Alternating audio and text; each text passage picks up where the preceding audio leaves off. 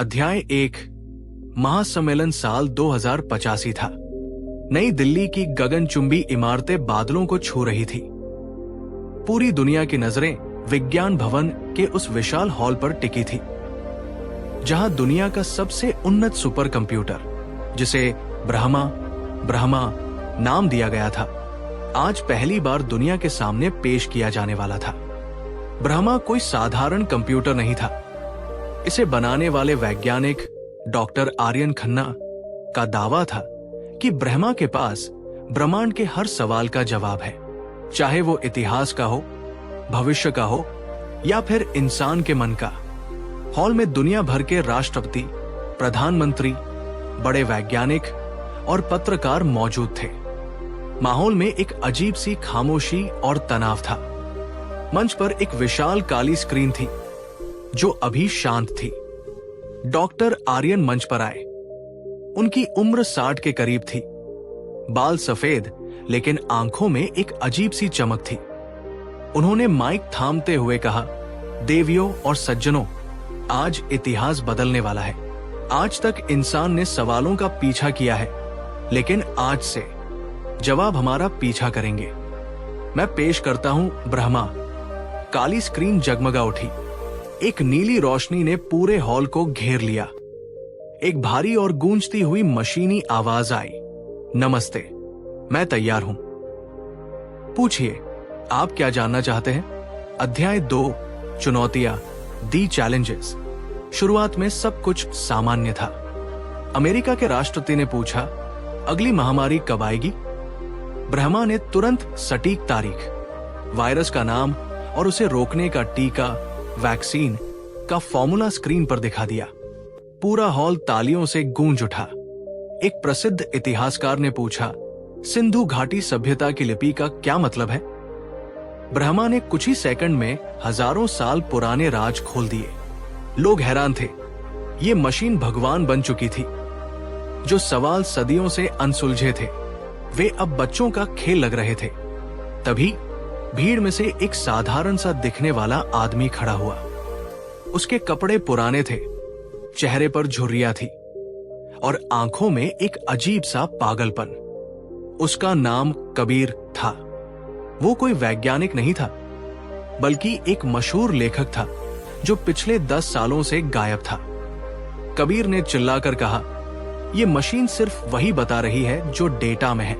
क्या ये वो बता सकती है जो अस्तित्व, एग्जिस्टेंस के बाहर है? डॉक्टर आर्यन ने सुरक्षा कर्मियों को रुकने का इशारा किया और मुस्कुराए, आने दो इसे। ब्रह्मा हर सवाल के लिए तैयार है। अध्याय 3, वो सवाल, द क्वेश्चन। कबीर मंच के पास आया। उसने ब्रह्मा की विशाल स्क्रीन की ओर देखा।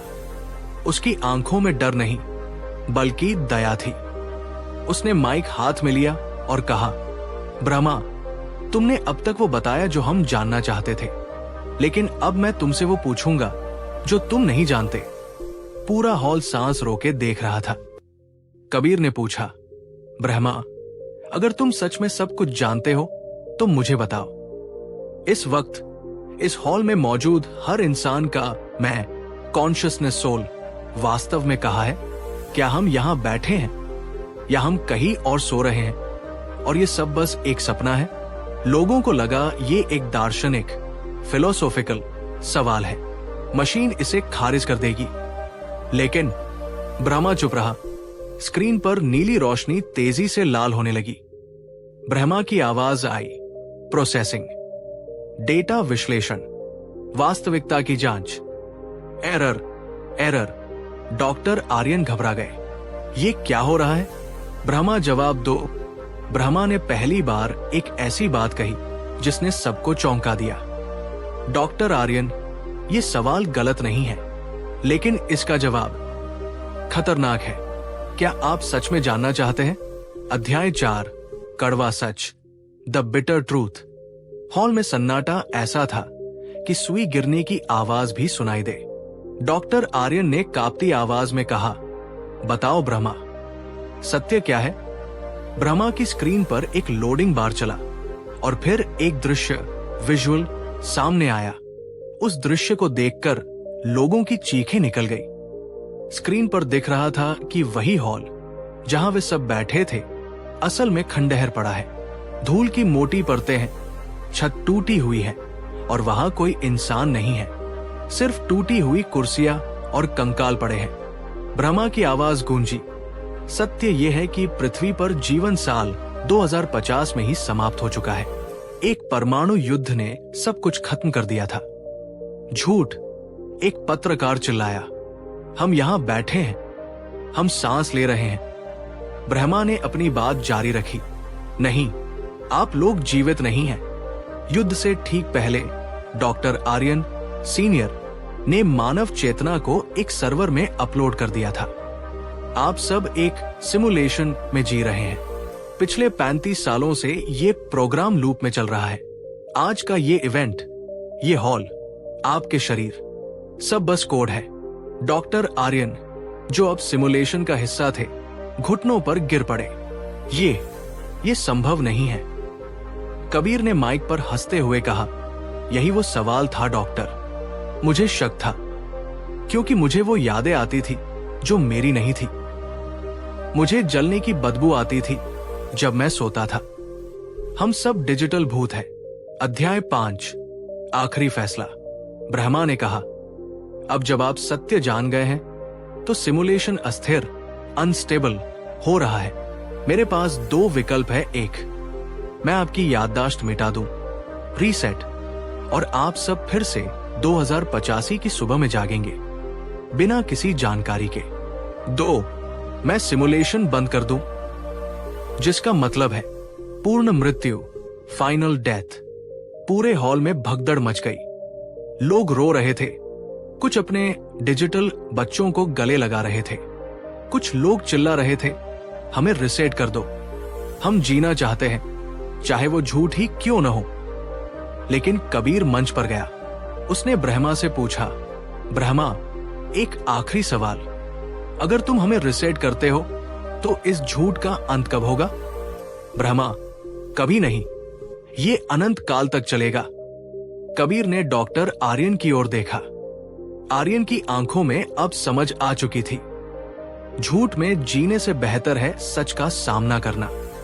डॉक्टर आर्यन ने ब्रह्मा से कहा, ब्रह्मा, सिमुलेशन बंद करो।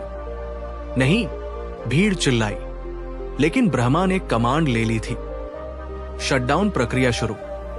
10, 9, हॉल की दीवारें पिक्सेल्स की तरह टूटने लगी। आसमान का रंग नीला से काला हो गया।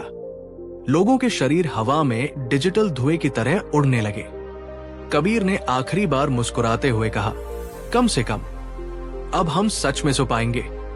अध्याय 1, चुनौती की शुरुआत। फतेहपुर सीकरी का दीवान खास खचाखच भरा था। गर्मियों की दोपहर थी और दरबार में एक अजीब सी ऊब थी। बादशाह अकबर अपने सिंहासन पर बैठे थे, लेकिन उनका मूड कुछ खराब था। पिछले कुछ दिनों से दरबारियों ने, खास तौर पर सेनापति मानसिंह और मुल्ला दोप्याजा ने अकबर के कान भर रखे थे।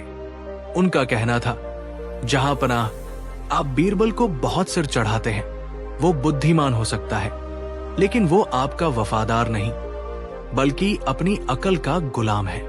उसे लगता है कि मुगल सल्तनत उसकी सलाह के बिना एक दिन भी नहीं चल सकती। अकबर के मन में अहंकार का बीज बो दिया गया था। तभी दरबार में एक विदेशी दूत का आगमन हुआ। वो फारस, पर्शिया के सुल्तान का खास वजीर था, जिसका नाम था जाफर। जाफर अपने साथ एक बड़ा सा संदूक, बॉक्स लाया था। जाफर ने झुककर सलाम किया और कहा, हिंदुस्तान के बादशाह, मेरे सुल्तान ने आपके लिए एक तोहफा भेजा है, लेकिन शर्त यह है कि इस संदूक को वही खोल सकता है जो ये बता सके कि इसके अंदर क्या है, बिना ताला तोड़े और बिना संदूक खोले। अकबर ने मुस्कुराते हुए बीरबल की ओर देखा, लेकिन तभी उनके मन में दरबारियों की बातें गूंज उठीं। उन्होंने सोचा, आज मैं बीरबल की मदद नहीं लूंगा, आज मैं खुद या मेरे बाकी दरबारी इसे हल करेंगे।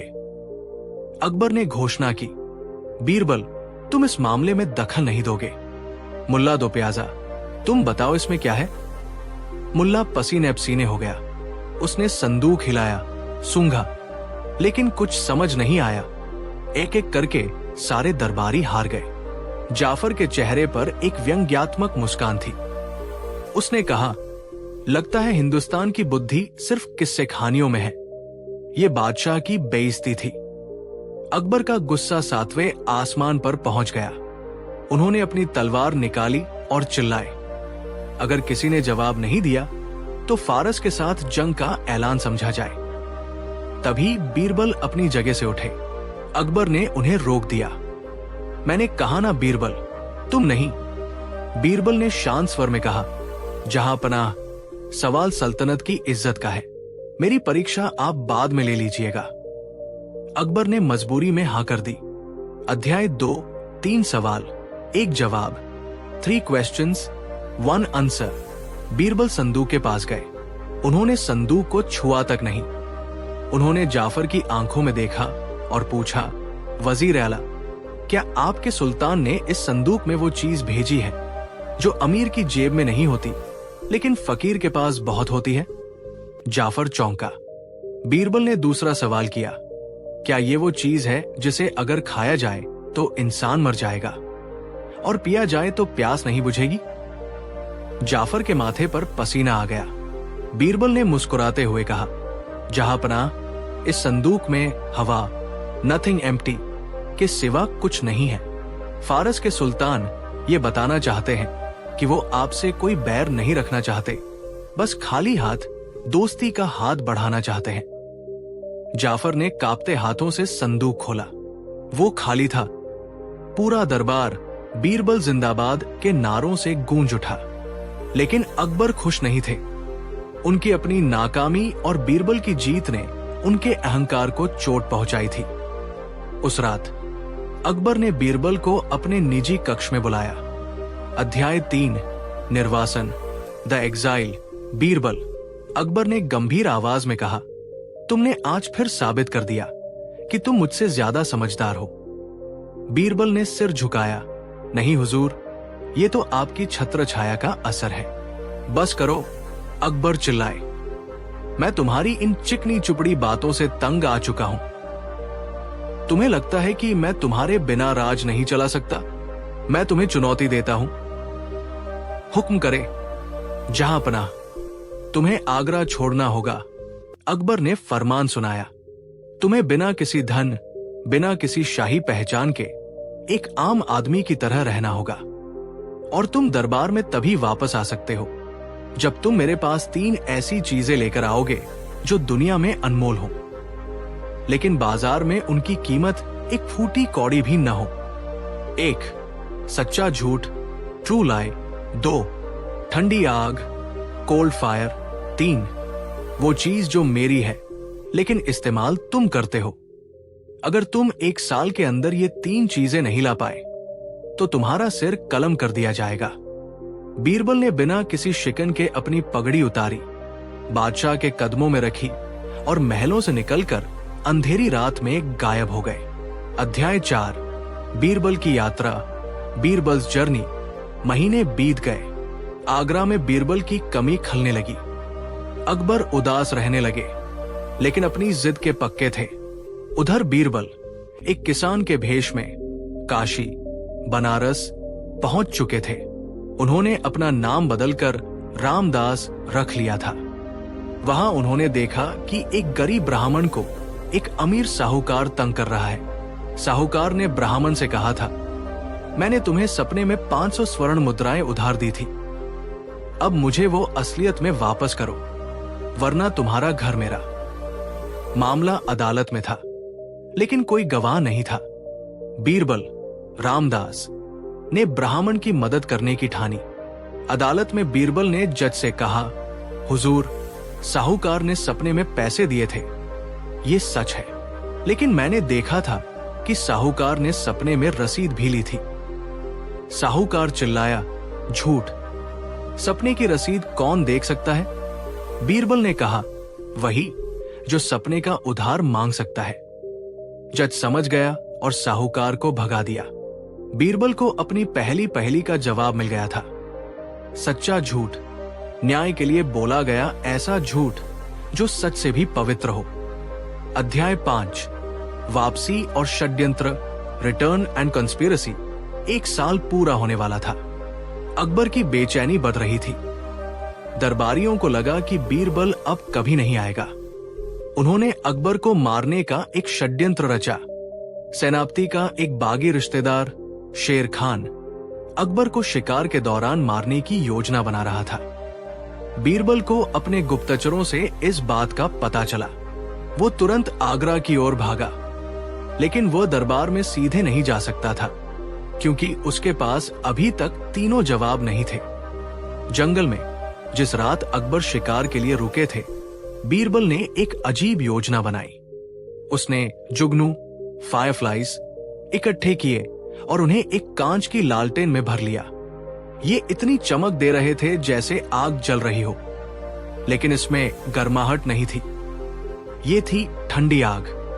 अध्याय 6 आखिरी रात, दी फाइनल नाइट। अकबर अपने खेमे में सो रहे थे। शेर खान अपनी नंगी तलवार लेकर पहरेदारों को चकमा देते हुए अकबर के बिस्तर तक पहुंच गया। जैसे ही उसने तलवार उठाई, पीछे से एक भारी आवाज आई। रुको। शेर खान पलटा।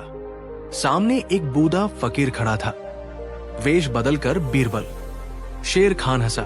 तू मुझे रोकेगा बूढ़े? बीरबल ने अपनी लालटेन, जुगनू वाली, उठाई और उसे शेर खान के चेहरे पर दे मारा। कांच फूटा, जुगनू चारों तरफ फैल गए। शेर खान चकाचौंध में घबरा गया। उसी वक्त बीरबल ने अकबर की ही तलवार, जो पास रखी थी, उठाकर शेर खान की गर्दन पर रख दी। शोर सुनकर अकबर जाग गए। पहरेदार आ गए। शेर खान को गिरफ्तार कर लिया गया। अकबर ने उस फकीर को देखा। तुम कौन हो? तुमने मेरी जान बचाई है, मांगो क्या मांगते हो? फकीर ने अपनी नकली दाढ़ी हटाई। अकबर चौंक गए। बीरबल। अकबर की आंखों में आंसू आ गए। उन्होंने बीरबल को गले लगा लिया। मैं हार गया बीरबल। मुझे लगा था मैंने तुम्हें निकाल दिया है, लेकिन तुम फिर भी मेरी रक्षा कर रहे थे। बीरबल ने मुस्कुराते हुए कहा, जहांपनाह, शर्त अभी पूरी करनी बाकी है। अध्याय 7 3 जवाब, दी 3 आंसर्स। अगले दिन भरे दरबार में बीरबल पेश हुए। अकबर ने पूछा, क्या तुम मेरे 3 सवालों के जवाब लाए हो? बीरबल ने कहा, जी जहांपनाह। 1 सच्चा झूठ। बीरबल ने वो किस्सा सुनाया जहां उसने झूठ बोलकर एक गरीब ब्राह्मण की जान और इज्जत बचाई थी। जहांपनाह, वो झूठ था, लेकिन उसका मकसद इतना पवित्र था कि वो सच से भी बड़ा हो गया।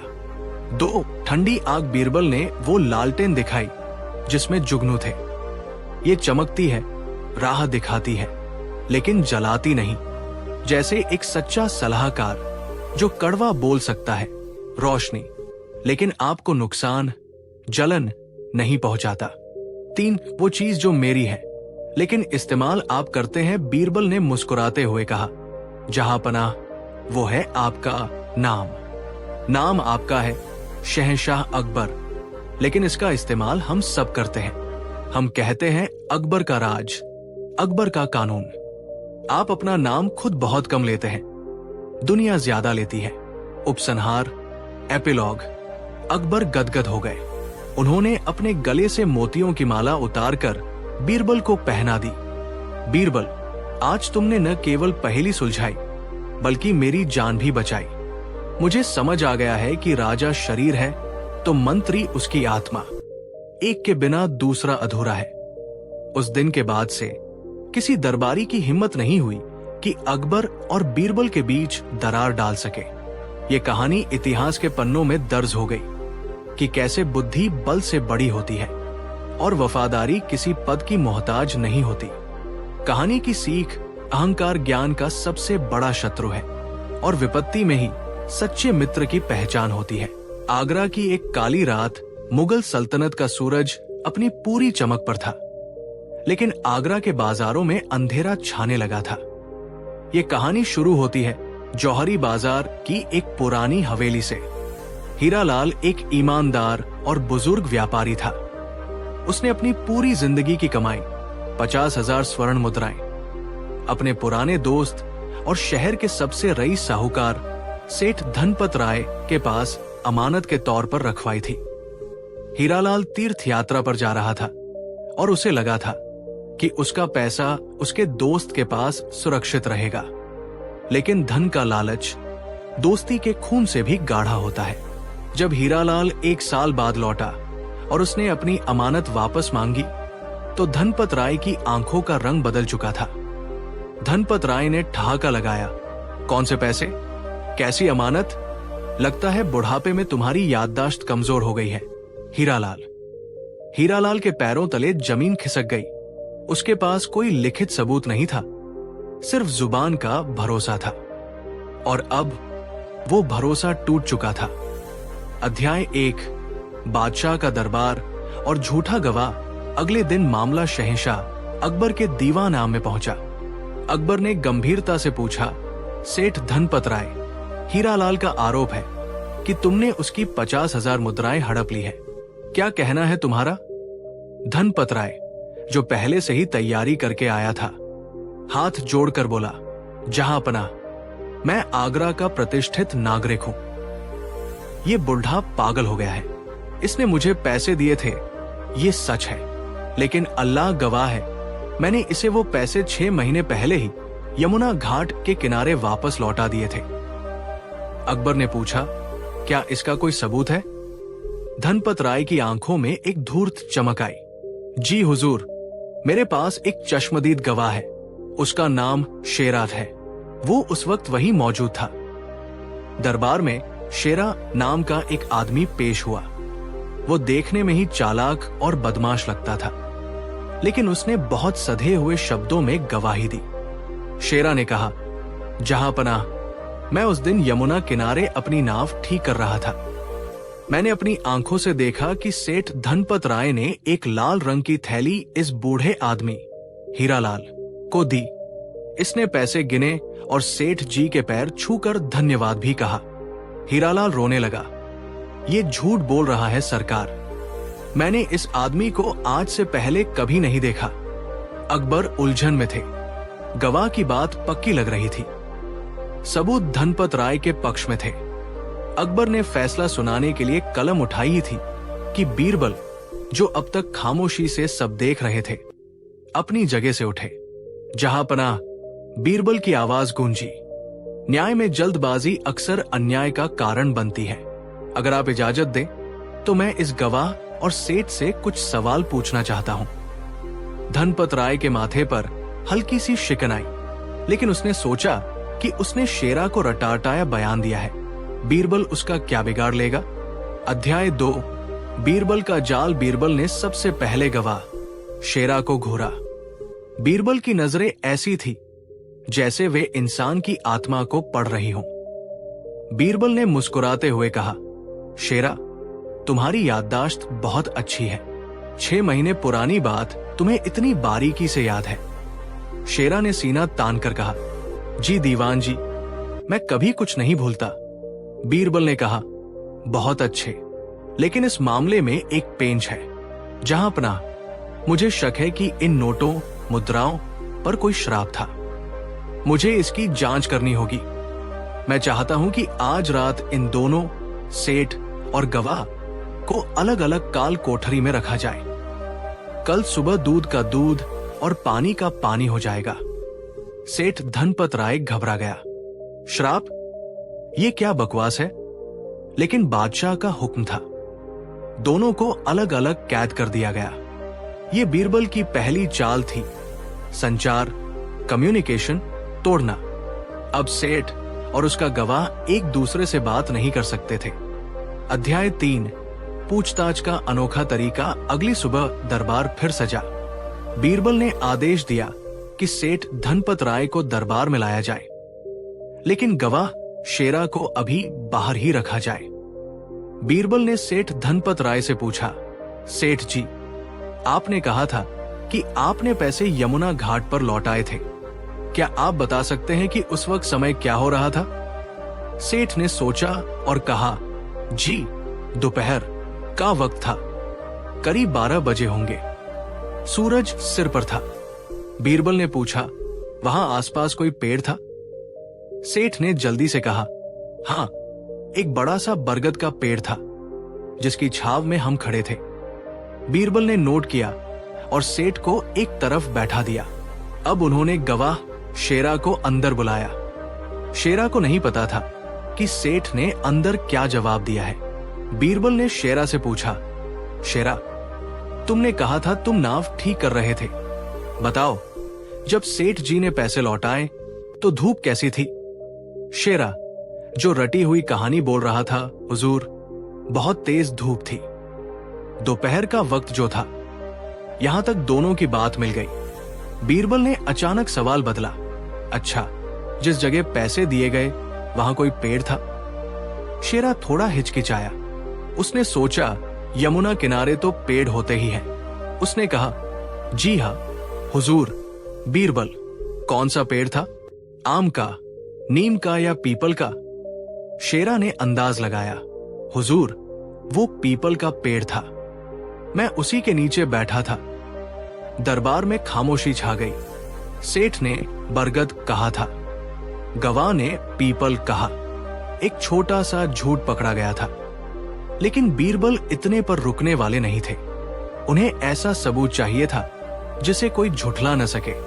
अध्याय 4, अदृश्य गवाह, द इनविजिबल विटनेस। बीरबल ने हंसते हुए कहा, कमाल है, एक ही जगह, एक ही वक्त, लेकिन पेड़ बदल गया। खैर, हो सकता है तुम दोनों को पेड़ की पहचान न हो। बीरबल ने अब अपना ब्रह्मास्त्र चलाया।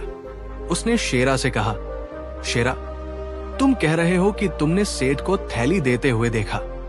बताओ, वो थैली किस रंग की थी? शेरा ने आत्मविश्वास से कहा, लाल रंग की, हुजूर। मखमली थैली थी, क्योंकि सेठ ने उसे यही रटाया था। बीरबल ने फिर पूछा, और थैली के अंदर क्या था? शेरा, सोने की मुद्राएं, हुजूर। बीरबल, क्या तुमने थैली खोलकर देखी थी? शेरा, नहीं हुजूर, लेकिन सिक्कों की खनक सुनी थी। बीरबल ने अब अकबर की ओर देखा और कहा, जहां पनाह, अब मैं सेठ धनपत राय से यही सवाल पूछना चाहूंगा। शेरा को बाहर भेजा गया और सेठ को वापस बुलाया गया। बीरबल ने सेठ से पूछा, सेठ जी, आपने जो थैली दी थी वो किस रंग की थी?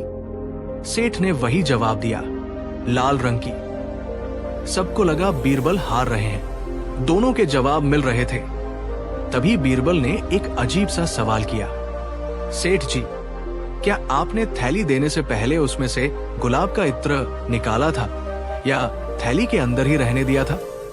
सेठ धनपत राय चकरा गया। उसने सोचा, अगर मैं कहूं कि इत्र नहीं था और बीरबल को पता हो कि था तो मैं फंस जाऊंगा। अगर मैं कहूं कि था तो शायद बच जाऊं। सेठ ने चालाकी दिखाते हुए कहा, जी हां, मुझे याद आया, मैंने एक छोटी सी इत्र की शीशी थैली के अंदर ही रहने दी थी, तोहफे के तौर पर। बीरबल मुस्कुराए, अच्छा, इत्र की शीशी थैली के अंदर थी।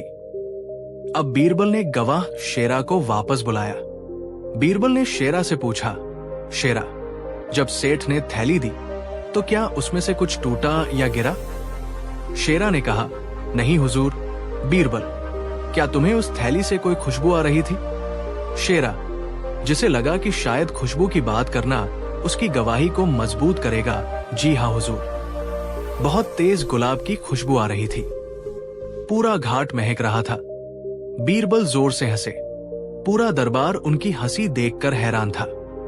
अध्याय 5, पर्दाफाश, द रिवील। बीरबल ने मेज पर हाथ मारा और खड़े हो गए। जहां पनाह, ये दोनों झूठ बोल रहे हैं। अकबर ने पूछा, कैसे बीरबल? दोनों ने लाल थैली कहा। दोनों ने वक्त सही बताया। बीरबल ने हीरालाल, फरियादी की ओर इशारा किया। हीरालाल, क्या तुमने कभी सेठ को लाल थैली दी थी? हीरालाल ने कहा, नहीं हुजूर, मैंने अपनी मुद्राएं एक लोहे के संदूक में दी थी और चाबी भी सेठ को ही दी थी। बीरबल ने सेठ की ओर देखा। सेठ जी, आपने कहा आपने लाल थैली लौटाई। गवाह ने कहा लाल थैली देखी, लेकिन असल में मुद्राएं लोहे के संदूक में थी। आपने लाल थैली की कहानी इसलिए गढ़ी क्योंकि वो सुनने में आसान लगती है। और रही बात इत्र की। बीरबल ने शेरा की ओर देखा। शेरा, तुमने कहा कि थैली से गुलाब की खुशबू आ रही थी, लेकिन सेठ ने कहा कि शीशी थैली के अंदर थी। और सबसे बड़ी बात, बीरबल ने अपनी जेब से एक सिक्का निकाला। हीरालाल एक मछुआरा नहीं, एक हींग का व्यापारी है। उसके सिक्कों में हमेशा हींग की गंध रचीब सी रहती है। अगर वो सिक्के सच में वहां होते तो गुलाब की नहीं, हींग की बास आती। सेठ धनपत राय का चेहरा सफेद पड़ गया। उसने जो कहानी रटी थी उसमें थैली का रंग तो तय था, लेकिन ये तय नहीं था कि हीरालाल का पेशा क्या था और उसके सिक्कों की खासियत क्या थी। बीरबल ने इत्र का झूठा जाल फेंका और सेठ व गवाह दोनों उसमें मक्खी की तरह फंस गए। अध्याय 6। न्याय अकबर ने गुस्से से कांपते हुए कहा, सेठ धनपत राय, तुमने न केवल एक गरीब के पैसे हड़पे, बल्कि दरबार में झूठ बोलकर और नकली गवाह लाकर इस अदालत की तौहीन की है। शेरा घुटनों पर गिर गया। मुझे माफ कर दे जहांपना। सेठ ने मुझे 100 सिक्कों का लालच देकर ये झूठ बोलने को कहा था। मैं तो उस दिन अपने गांव में था, मैंने कुछ नहीं देखा। फैसला अकबर ने हुक्म सुनाया। 1. सेठ धनपत राय को हीरालाल के 50,000 सिक्के तुरंत वापस करने होंगे। 2. झूठ बोलने और साजिश रचने के जुर्म में सेठ की आधी संपत्ति जब्त करके शाही खजाने में जमा की जाएगी। 3. गवाह शेरा को 2 साल की कैद और 100 कोड़े मारने की सजा दी गई। हीरालाल की आंखों में खुशी के आंसू थे। उसने बीरबल के पैर पकड़ लिए। बीरबल ने उसे उठाया और कहा, सत्य परेशान हो सकता है बाबा, लेकिन पराजित नहीं। सुनने पढ़ने में बेहद रोचक है। 1. रहस्यमयी मेहमान साल 1575 की सर्दियों की रात थी। आगरा का लाल किला कोहरे की चादर में लिपटा हुआ था। दरबार खत्म हो चुका था, लेकिन दीवान खास में अभी भी मशालें जल रही थी। बादशाह अकबर बेचैन थे। खुफिया जासूसों ने खबर दी थी कि रोम और फारस की सीमाओं से एक बेहद चालाक और खतरनाक वजीर, जिसका नाम जरगाम था, भारत की ओर आ रहा है। जरगाम के बारे में मशहूर था कि उसने अपनी बातों के जाल में फंसाकर 3 छोटे देशों के राजाओं को अपना गुलाम बना लिया था। वो तलवार से नहीं, जुबान और दिमाग से युद्ध करता था। अगले दिन दरबार सजा, मुख्य द्वार खुला और एक लंबा काले लबादे में लिपटा शख्स अंदर आया। उसकी आंखें बिल्ली जैसी भूरी थी। उसके साथ 50 सैनिक थे जो बड़े बड़े संदूक, ट्रंक्स उठाए हुए थे। जरगाम ने बिना सिर झुकाए अकबर की आंखों में देखा और कहा, हिंदुस्तान के शहंशाह, सुना है आपके दरबार में नवरत्न जड़ते हैं। मैं रोम से आया हूं, ये देखने की क्या वे असली रत्न हैं या सिर्फ कांच के टुकड़े। दरबारियों में खलबली मच गई। मुल्ला दोप्याजा ने चिल्लाकर कहा, जुबान संभाल कर बात कर विदेशी। जरगाम हंसा।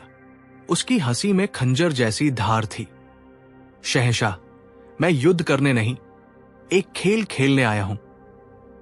बुद्धि की बाजी। अगर मैं हारा तो मेरे साथ लाए गए ये 50 संदूक जो सोने हीरे से भरे हैं आपके होंगे और मेरा सिर आपकी तलवार के नीचे होगा। अकबर ने पूछा, और अगर तुम जीते? जरगाम की आवाज भारी हो गई, तो मुझे आपका तख्त ताउस, सिंहासन और आगरा के किले की चाबी चाहिए। पूरा दरबार सन्न रह गया। ये पागलपन था, लेकिन अकबर का राजपुताना खून उबाल मार गया। उन्हें लगा कि बीरबल जैसा वजीर पास है तो डरने की क्या बात है। अकबर ने कहा, मंजूर है। लेकिन तभी जरगाम ने अपनी शर्त रखी।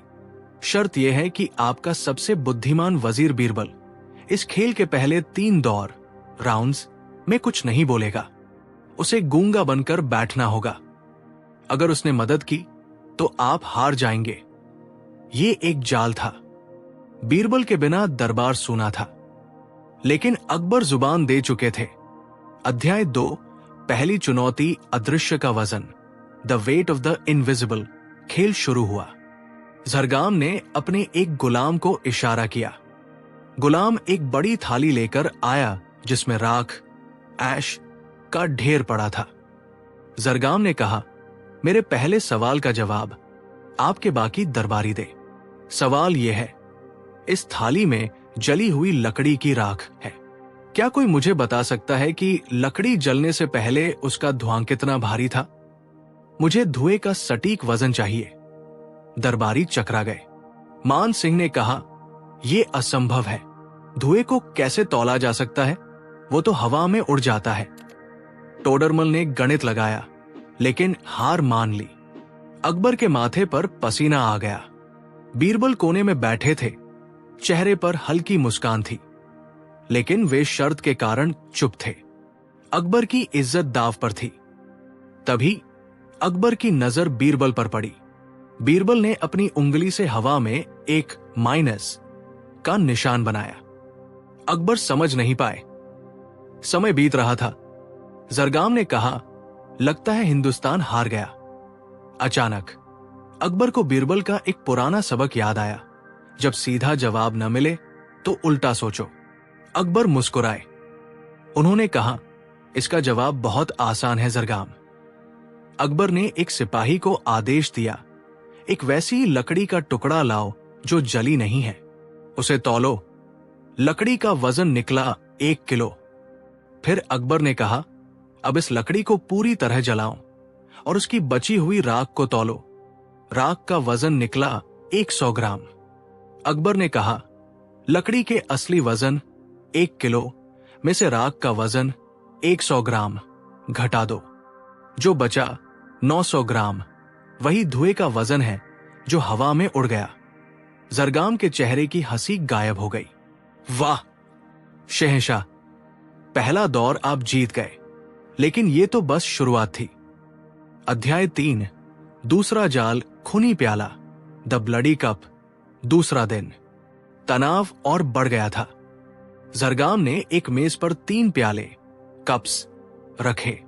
तीनों सोने के थे और बिल्कुल एक जैसे दिख रहे थे। जरगाम ने कहा, इनमें से एक प्याले में अमृत, सादा पानी है, दूसरे में तेजाब है और तीसरे में एक ऐसा जहर है जो पीते ही मार डालेगा। तीनों का रंग और खुशबू एक जैसी है। उसने अपनी जेब से एक अंगूठी निकाली और उसे एक प्याले में डाल दिया। शहंशाह, आपको बिना छुए, बिना सूंघे और बिना किसी जानवर पर टेस्ट किए ये बताना है कि किस प्याले में पानी है, ताकि मैं ये अंगूठी सुरक्षित निकाल सकूं। दरबारी डर गए। अगर गलत प्याला चुना तो उंगली जल जाएगी या मौत होगी। मुल्ला दोप्याजा आगे आए। उन्होंने बहुत दिमाग लगाया, परियों और नक्षत्रों की गणना की, लेकिन हार गए। बीरबल अभी भी चुप थे, लेकिन उन्होंने अपनी आंखों से छत पर लटके एक झूमर की ओर इशारा किया, जहां से धूप की एक किरण आ रही थी। अकबर ने इशारा समझा, लेकिन पहेली सुलझी नहीं थी। तभी दरबार में एक मक्खी उड़ती हुई आई। वो भिनभिनाई और सीधे पहले प्याले के किनारे पर बैठ गई। अकबर तुरंत समझ गए, जीव जंतु जहर या तेजाब के पास नहीं जाते, वे पानी की ठंडक और शुद्धता पहचानते हैं।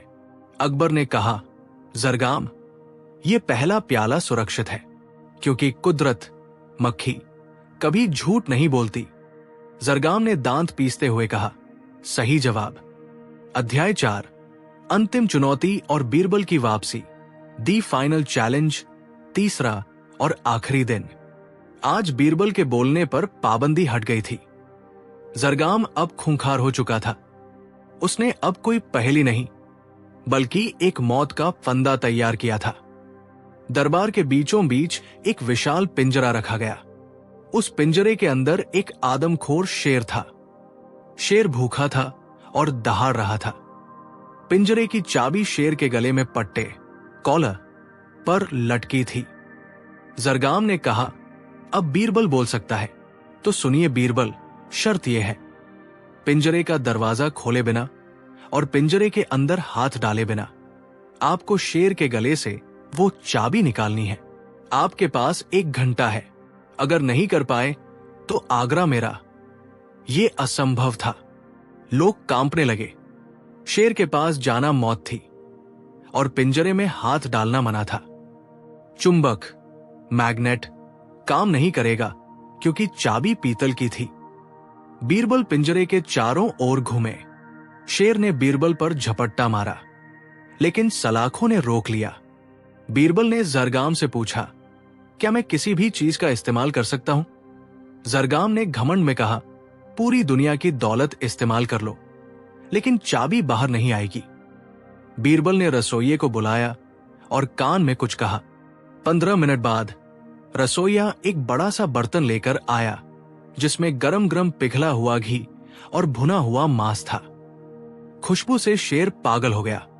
बीरबल ने पिंजरे के एकदम पास सलाखों से सटाकर एक बड़ी सी लोहे की प्लेट रखी।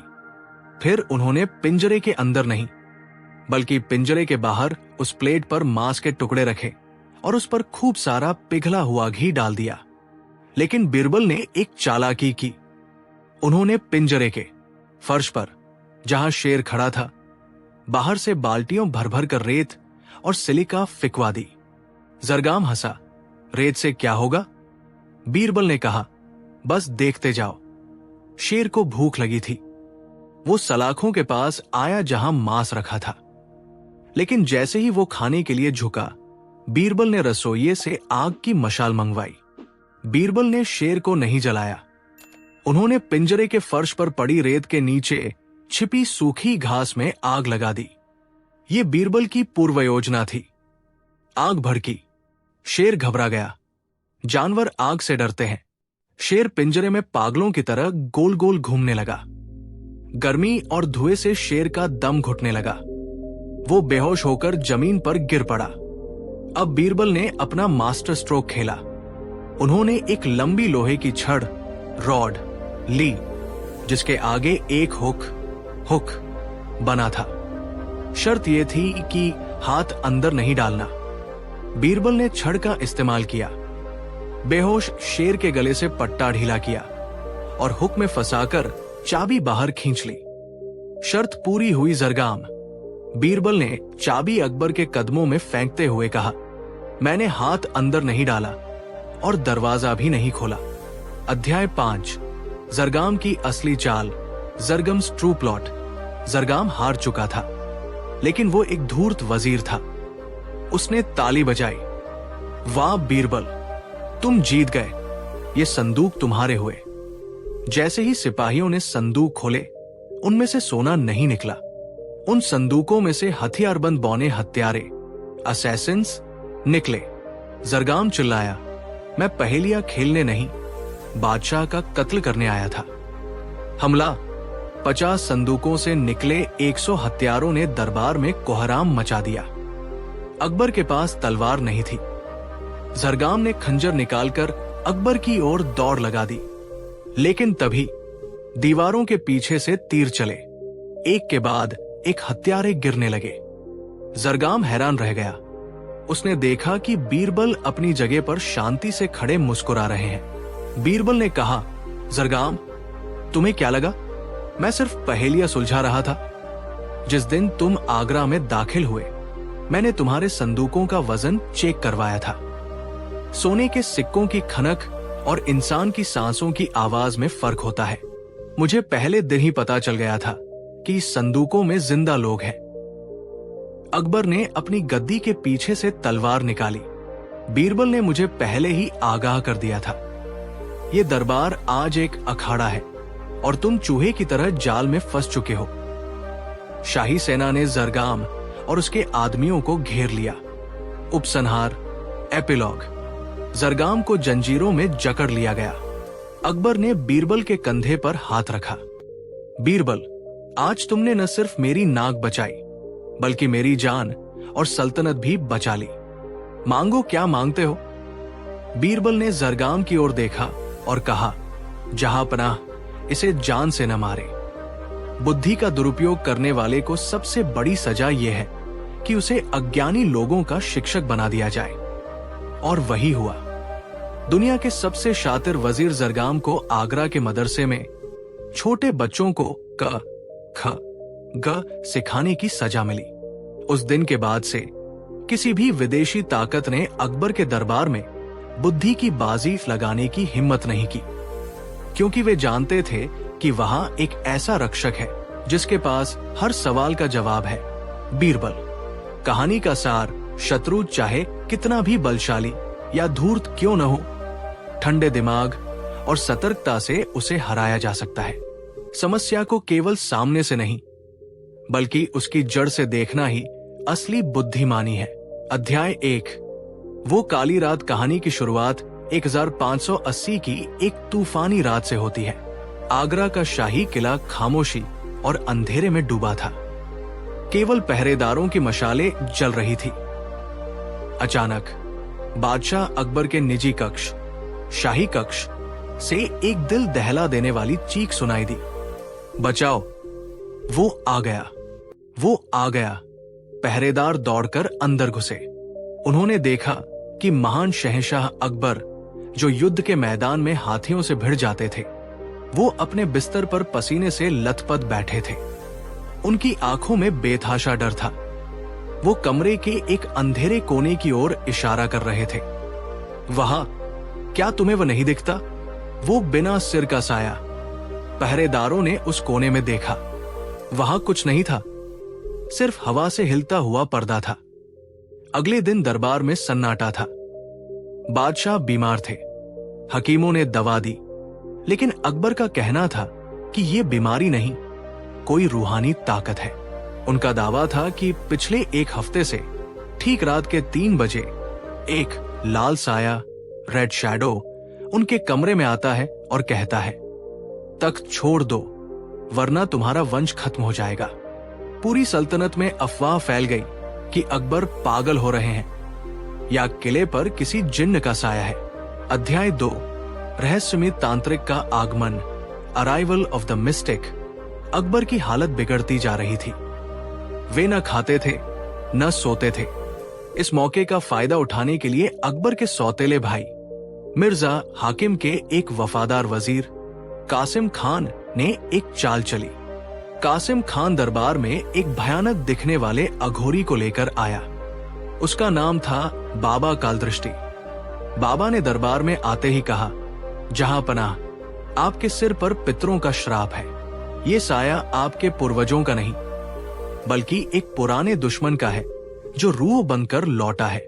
अगर आपने 7 दिनों के अंदर अपना मुकुट किसी और, इशारा मिर्जा हाकिम की तरफ था, को नहीं सौंपा तो अगली अमावस की रात आपकी आखिरी रात होगी। अकबर, जो डर की वजह से तर्क खो चुके थे, बाबा की बातों में आने लगे। उन्होंने बीरबल की तरफ देखा। बीरबल खामोश थे, लेकिन उनकी बाज जैसी आंखें बाबा के कपड़ों, उनके जूतों और उनके हाथों की उंगलियों को स्कैन कर रही थी। बीरबल ने सिर्फ इतना कहा, जहां पनाह, रूहें आधी रात को आती है, लेकिन उनका इलाज दिन के उजाले में ढूंढा जाता है। मुझे 24 घंटे दे। अध्याय 3। बीरबल की जासूसी, द इन्वेस्टिगेशन। बीरबल जानते थे कि अगर बादशाह ने डर के मारे गद्दी छोड़ दी तो सल्तनत में गृह युद्ध, सिविल वॉर हो जाएगा। बीरबल उस रात चुपके से बादशाह के शयन कक्ष, बेडरूम में गए। अकबर को दूसरे कमरे में सुलाया गया था। बीरबल ने वहां हर चीज की जांच की। एक, कमरे की हवा बीरबल को कमरे में एक अजीब सी मीठी और भारी महक महसूस हुई। ये शाही इत्र की नहीं थी। 2, फर्श जिस कोने में अकबर साया देखते थे, वहां फर्श पर बहुत ही बारीक चमकीला पाउडर गिरा हुआ था। 3, दीवार। बीरबल ने दीवार पर टंगी एक पुरानी पेंटिंग को हटाया। उसके पीछे एक छोटा सा छेद था जो सीधे किले के पुराने बंद पड़े हिस्से की तरफ जाता था। बीरबल ने अपने खास जासूस साकिब को बुलाया। बीरबल ने कहा, साकिब, पता लगाओ कि बाबा कालदृष्टि आगरा आने से पहले कहा थे और कासिम खान पिछले हफ्ते किन लोगों से मिला है। शाम तक साकिब खबर लाया, हुजूर, ये बाबा असल में एक बहरूपिया एक्टर है जो पहले नाटकों में काम करता था, और कासिम खान ने पिछले हफ्ते एक विदेशी रसायन शास्त्री केमिस्ट से धतूरे और अफीम का एक खास मिश्रण खरीदा था। बीरबल की आंखों में चमक आ गई। तो भूत रूहानी नहीं, रसायनी है। अध्याय 4, मौत का कुआं, the well of death. Birbal के पास सबूत थे, लेकिन अंधविश्वासी दरबार और डरे हुए अकबर को समझाने के लिए सिर्फ बातें काफी नहीं थी। उन्हें उस साये को सबके सामने बेनकाब करना था। अगले दिन दरबार लगा। बाबा कालदृष्टि ने गरजते हुए कहा, आज तीसरा दिन है, बादशाह फैसला ले। बीरबल ने हंसते हुए कहा, बाबा आपकी शक्ति महान है, लेकिन मेरे पास भी एक शक्ति है। मैं उस रूह से बात करना चाहता हूं। कासिम खान घबरा गया। ये गुस्ताखी है बीरबल, रूह नाराज हो जाएगी। बीरबल ने कहा, ठीक है, आज रात हम सब बादशाह के कमरे में छिपकर बैठेंगे। अगर साया आया तो मैं खुद अपना सिर कलम कर लूंगा, लेकिन अगर वो इंसान निकला तो सजा आप तय करेंगे। अकबर मान गए। रात के 2:55 बज चुके थे। कमरा अंधेरे में था। अकबर, बीरबल, कासिम खान और बाबा एक पर्दे के पीछे छिपे थे। तभी 3 बजे कमरे में अजीब सा धुआं भरने लगा। वो मीठी महक फैलाई। अकबर का सिर घूमने लगा। अचानक उस कोने से एक लाल चमकती हुई आकृति, ग्लोइंग फिगर, हवा में तैरती हुई दिखाई दी। उसका कोई सिर नहीं था। आवाज गूंजी, अकबर, मेरा तख्त खाली करो। अकबर कांपने लगे। बाबा चिल्लाए, तौबा करो बादशाह, मुकुट उतारो। अध्याय 5, रहस्य का पर्दाफाश, द एक्सपोजर। ठीक उसी वक्त बीरबल ने एक कपड़ा अपने नाक पर बांधा और तेजी से उठकर उस साये की तरफ लपके। कासिम खान चिल्लाया, नहीं बीरबल, तुम मारे जाओगे। बीरबल ने अपनी तलवार निकाली और उस साये पर वार नहीं किया, बल्कि दीवार पर लगे एक बड़े आईने, मिरर, को तोड़ दिया। छपाक, आईना टूटते ही वो लाल साया गायब हो गया। बीरबल ने मशाल उठाई और उस कोने में छिपे एक छिपे हुए दरवाजे को लात मारकर खोला। अंदर एक आदमी बैठा था, जिसके पास एक प्रोजेक्टर जैसा यंत्र, मैजिक लैंटर्न, जो उस समय का एक पुराना विज्ञान था, और ढेर सारा रसायनी धुआं था। बीरबल ने उस आदमी को बाहर खींचा। जहां पनाह, मिलिए अपने साये से। ये बाबा कालदृष्टि का छोटा भाई है। बीरबल ने सबको समझाया, जहां पनाह, ये कोई जादू नहीं था, ये विज्ञान और धोखा था। एक नशा कासिम खान ने आपके कमरे की अगरबत्ती में धतूरा मिला दिया था, जिससे आपको हेलुसिनेशन, भ्रम होता था और डर लगता था। 2, साया दीवार के पीछे से ये आदमी मैजिक लालटेन, कांच और रोशनी का खेल का इस्तेमाल करके धुएं पर लाल परछाई बनाता था। 3, आवाज दीवार के पीछे लगे पीतल के पाइप से ये बोलता था, जिससे आवाज भारी और गूंजती हुई लगती थी। अकबर ने कासिम खान की तरफ देखा। कासिम खान भागने की कोशिश करने लगा, लेकिन पहरेदारों ने उसे दबोच लिया। अध्याय 6, अकबर का पश्चाताप। कासिम खान और ढोंगी बाबा को काल कोठरी में डाल दिया गया। बादशाह अकबर ने बीरबल का हाथ पकड़ा। उनकी आंखों में अब डर नहीं, शर्मिंदगी थी। बीरबल, मैं कितना मूर्ख हूं। मैंने एक छोटे से धोखे को भगवान का कहर समझ लिया। अगर तुम न होते तो आज मुगल सल्तनत गलत हाथों में होती।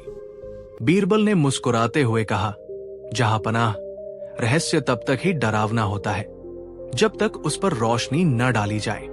अंधेरा चाहे कितना भी गहरा हो, एक छोटी सी मोमबत्ती, तर्क बुद्धि, उसे हराने के लिए काफी होती है। वो अजनबी और शापित संदूक कहानी की शुरुआत 1582 की एक तूफानी रात से होती है।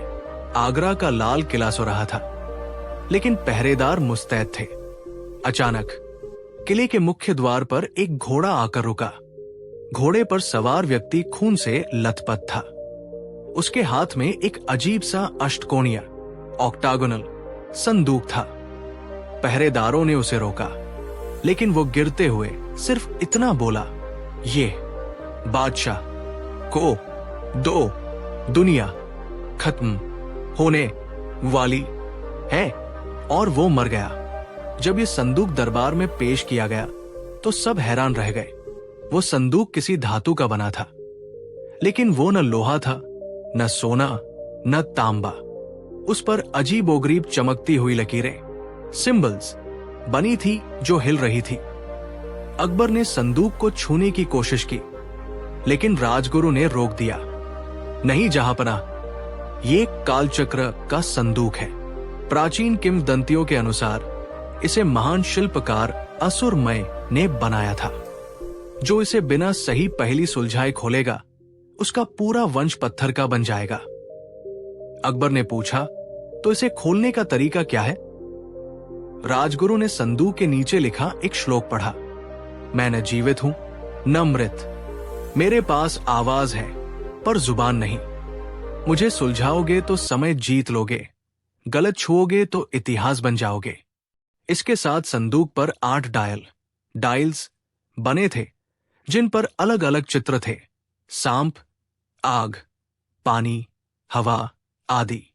ये एक मैकेनिकल पजल थी। अध्याय 1, बुद्धिमानों की हार। अकबर ने देश विदेश के गणितज्ञों, तांत्रिकों और लोहारों को बुलाया। ईरान से आए एक मशहूर ताला तोड़ने वाले ने कहा, यह तो बच्चों का खेल है। उसने जैसे ही एक डायल घुमाया, संदूक में से एक जहरीली सुई निकली और उसकी उंगली में चुभ गई। वो वही नीला पड़कर मर गया। दरबार में दहशत फैल गई। ये संदूक एक हथियार था। अकबर ने बीरबल की ओर देखा। बीरबल, क्या हम इस मुसीबत को जमुना में फेंक दें? बीरबल ने संदूक के चारों ओर चक्कर लगाया। उन्होंने उसे छुआ नहीं। उन्होंने अपनी जेब से एक चुंबक, मैग्नेट और एक शीशा, मिरर निकाला।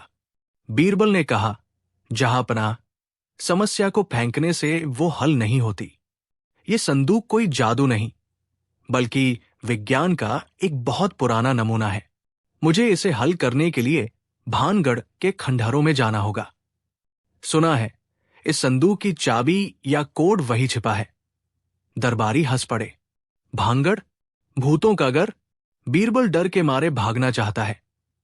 अकबर ने कहा, जाओ बीरबल, तुम्हारे पास 7 दिन है। अध्याय 2, भानगढ़ का सफर और छाया मानचित्र। बीरबल अकेले नहीं गए।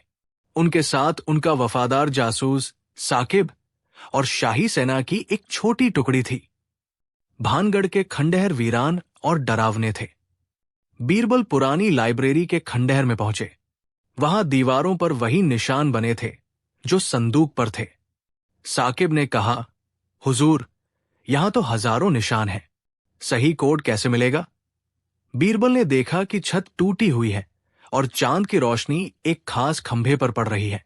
बीरबल मुस्कुराए। साकिब, पहेली ने कहा था, मेरे पास आवाज है पर जुबान नहीं। ये गूंज, एको और परछाई, शैडो की बात हो रही है। बीरबल ने उस खंभे के पास जाकर एक खास पत्थर दबाया। पूरा कमरा हिलने लगा। जमीन फटी और एक भूमिगत कक्ष, अंडरग्राउंड चेंबर दिखाई दिया। नीचे जाने पर उन्हें एक विशाल पत्थर की घड़ी मिली। उस घड़ी पर वही 8 चित्र बने थे जो संदूक पर थे। लेकिन यहां एक और मुसीबत थी। वहां एक बूढ़ा आदमी बैठा था, जिसकी आंखों पर पट्टी थी। वो इस जगह का रक्षक था। उसने कहा, रुक जाओ। आगे जाने के लिए तुम्हें मेरे 3 सवालों के जवाब देने होंगे। एक भी गलत जवाब और ये गुफा तुम्हारी कब्र बन जाएगी। अध्याय 3, रक्षक के 3 सवाल। बीरबल ने कहा, पूछिए। पहला सवाल, वो कौन है जो सुबह 4 पैरों पर चलता है, दोपहर में 2 पैरों पर और शाम को 3 पैरों पर? बीरबल ने तुरंत कहा, इंसान। बचपन में घुटनों पर, जवानी में पैरों पर, बुढ़ापे में लाठी के सहारे। रक्षक ने सिर हिलाया। दूसरा सवाल, मुझे जितना ज्यादा बनाओगे, मैं उतना ही पीछे छूटता जाऊंगा। मैं क्या हूं? बीरबल ने सोचा और कहा, पच्चीन, फुटस्टेप्स। तीसरा और सबसे कठिन सवाल, मैं तुम्हें दिखाई देता हूं, पर तुम मुझे पकड़ नहीं सकते। मैं तुम्हारे साथ हूं, पर तुम्हारा नहीं हूं। जब तुम बोलते हो, मैं टूट जाता हूं। मैं क्या हूं? बीरबल कुछ देर चुप रहे। साकिब घबरा रहा था। बीरबल ने धीरे से कहा, खामोशी, साइलेंस। जैसे ही आप उसका नाम लेते हैं, वो टूट जाती है। बूढ़ा रक्षक हंसा। तुम योग्य हो। उसने घड़ी की सुइयों को एक खास क्रम में घुमाया। पहले आग, फिर पानी, फिर सांप।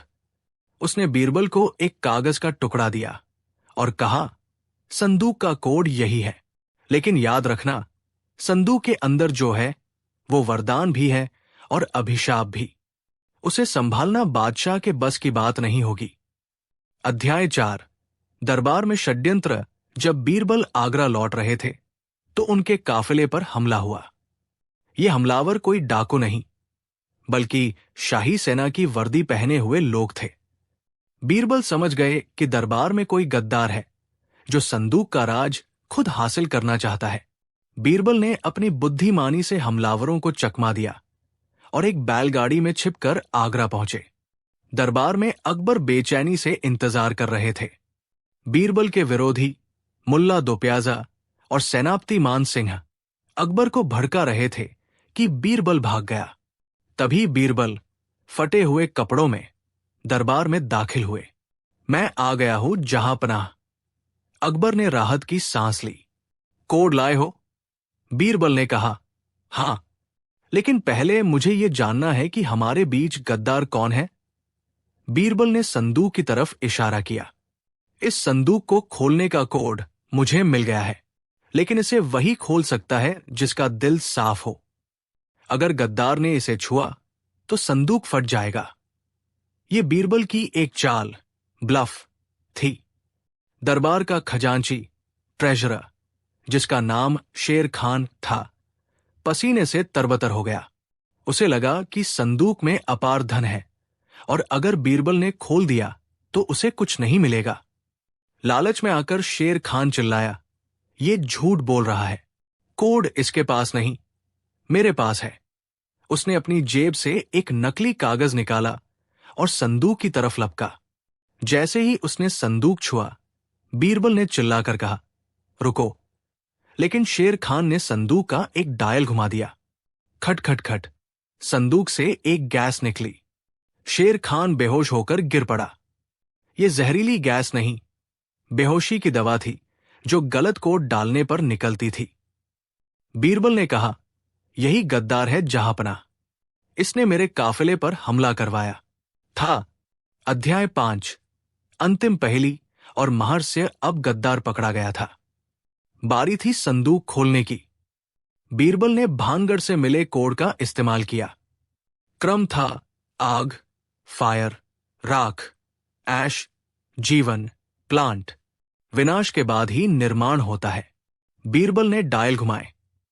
1 आग तबाही, 2 राख अवशेष, 3 पौधा नया जीवन। क्लिक। एक भारी आवाज के साथ संदूक खुल गया। पूरा दरबार सांस रोके खड़ा था। क्या निकलेगा? सोना, हीरे या कोई जिन? संदूक के अंदर सिर्फ रेत से भरी एक कांच की घड़ी, आरग्लास और एक पुराना नक्शा था। अकबर हैरान थे। बस ये, इतनी मौतों के बाद सिर्फ रेत? बीरबल ने उस नक्शे को उठाया और गौर से देखा। फिर वो हंसे। जहांपनाह, ये साधारण रेत नहीं है और ये नक्शा किसी खजाने का नहीं है। बीरबल ने समझाया, ये संदूक महान सम्राट अशोक के समय का है। ये नक्शा भारत के उन जलस्रोतों, वाटर सोर्सेज का है जो सूखे के समय पूरे देश को बचा सकते हैं। और ये रेत उस समय की मिट्टी का नमूना है। संदूक के नीचे एक संदेश लिखा था, असली खजाना सोना नहीं, जल और अनाज है। जो राजा इसे समझ लेगा, उसका साम्राज्य अमर रहेगा। उपसंहार, जीत किसकी हुई? अकबर गद्दी पर बैठ गए। वे निराश थे कि सोना नहीं मिला, लेकिन बीरबल की बातों ने उनकी आंखें खोल दी। अकबर, बीरबल, मैं एक मूर्ख की तरह चमकदार पत्थर ढूंढ रहा था, जबकि असली खजाना तो मेरी प्रजा की प्यास बुझाने में है।